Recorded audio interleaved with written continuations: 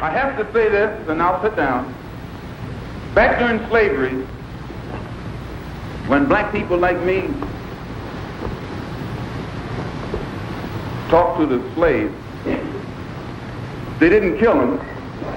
They'd send some old house Negro along behind him to undo what he said. You have to read the history of slavery to understand this. There were two kinds of Negroes. There was that old house Negro and the field Negro. And the house Negro always looked out for his master. When the field Negroes got too much out of line, he held them back in check. He put them back on the plantation. The house Negro could afford to do that because he lived better than the field Negro. He ate better, he dressed better, and he lived in a better house. He lived right up next to his master in the attic or the basement. He ate the same food his master ate and wore his same clothes. And he could talk just like his master. Good diction. And he loved his master more than his master loved himself. That's why he didn't want his master hurt. If the master got sick, he'd say, "What's the matter, boss? We sick?"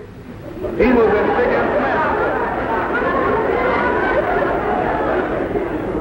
When the master's house caught a fire, he'd try and put the fire out. He didn't want his master's house burned. He never wanted his master's property threatened.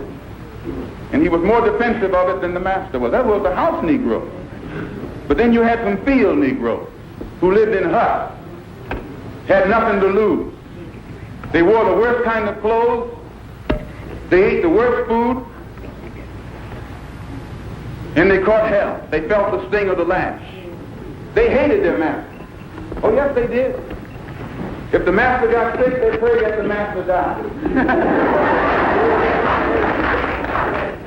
If the master's house caught a fire, they prayed for a strong wind to come along.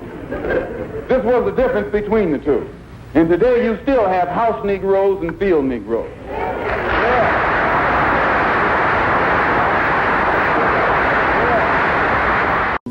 You said you believe white people should have more children? We definitely need white babies. And I tremble at the idea that white babies, that the white group is going down in numbers, because if you lose white folks, America, it's over for America. Because if you notice, white people tend to be more innovative. They're more creative. They have ideas about things. All these other races don't do nothing but destroy. They don't build, they destroy. Candence, Owens, and Jesse Lee Peterson, these kind of Negroes, these types of Negroes are found and funded.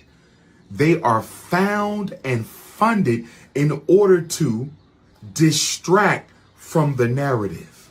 See, you have to understand something. Intellectual confusion is the enemy of mass organization.